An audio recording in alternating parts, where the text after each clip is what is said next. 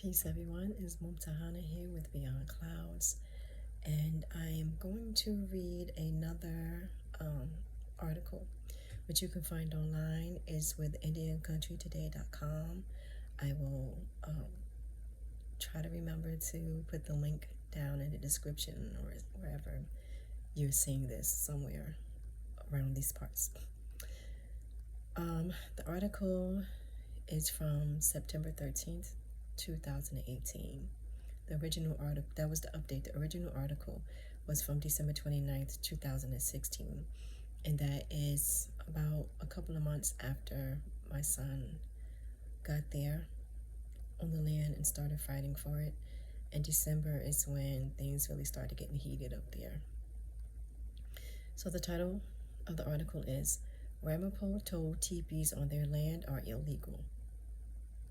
Ramapough to appear in Mahwah Municipal Court January 26, 2017 to answer claims that Tipis are illegal.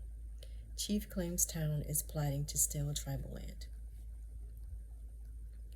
Since October 17, 2016, a small group of Ramapough and local supporters have lived in a prayer camp on Ramapough tribal land called Sweetwater. The camp was formed to stand in solidarity with Standing Rock and also stand against the AIM, Pilgrim, and Algonquin pipelines that threaten the Ramapough. The Algonquin pipeline has been running through Ramapough land for many years. The AIM pipeline, which is the latest to be routed through lands, is adjacent to their tribal homelands in northern New Jersey. Since the first week the prayer camp was started, the tribe claims that there has been constant harassment from neighbors and local police who say a town ordinance forbids the erecting of teepees or any other permanent structure on the land. I did another TikTok just showing snapshots of the affidavit that my son, who reads Two Clouds, gave and, had notarized and everything in support of this harassment, telling firsthand accounts of things that were going on back then. The Sweetwater Camp is a 13-acre tract. I actually believe it's 14, not 13. The Sweetwater Camp is a 13-acre tract nestled below a community of multi-million-dollar homes, and some of those residents have been less than welcoming to the Ramapough. 2 years ago, the town halted the tribe's attempt to build a ceremonial longhouse, and there have been numerous acts of vandalism on what the Ramapough considered sacred ceremonial land.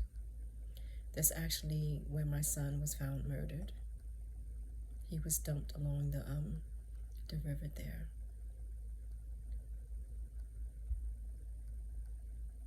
And this is the land that he actually is the one who fought to secure for the Ramapough people in court.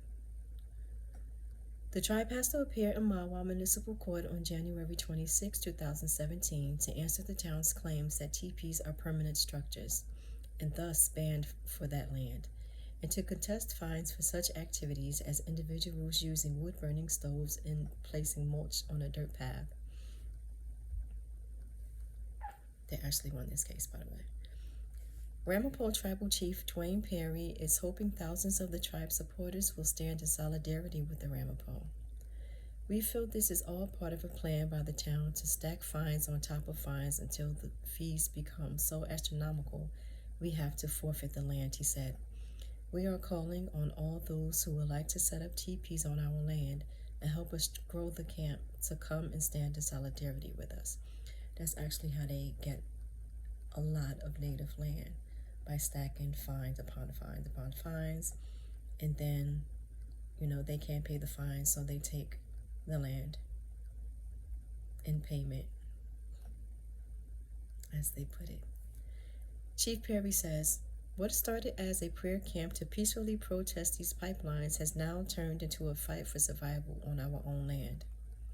Sweetwater Camp has received support from many Native and non-Native communities, including representatives from the UN Forum on Indigenous People, Black Lives Matter, Red Warrior Camp, Mauna Kea in Hawaii, and elders and spiritual leaders from various nations across the hemisphere.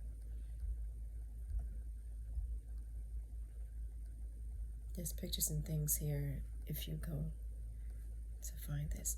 In fact, if you go to our website, beyond-clouds.org, to the resources page, you'll find a whole lot of links there. The camp is organized with porta-johns and a full kitchen.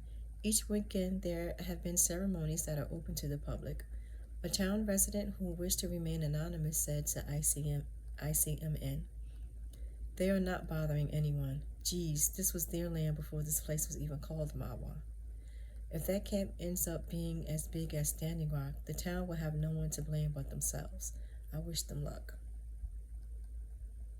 Whatever the outcome of the January 23rd court date, it seems the Ramapough are prepared to stand firm in peace and prayer against both the intolerance from the town and the pipelines that they feel are a threat to their tribe's existence. So that's the end of that. I, of course, remember these days very, very well. I could not, of course, be on the front lines with my son because I had to support the family and I was supporting him, and, you know, the whole cause.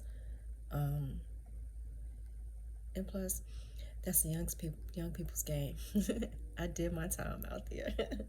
But I still used to, you know, cook food and bring it down and all those sorts of things and, you know, stand with the young people. Now, of course, that my son has been murdered, I've taken rank in his place. But I remember these days very, very well. They're very scary.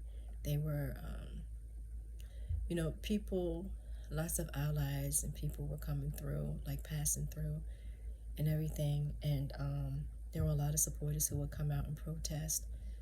And, you know, they would have potlucks and things like that. But for the vast majority of the time, he was there by himself.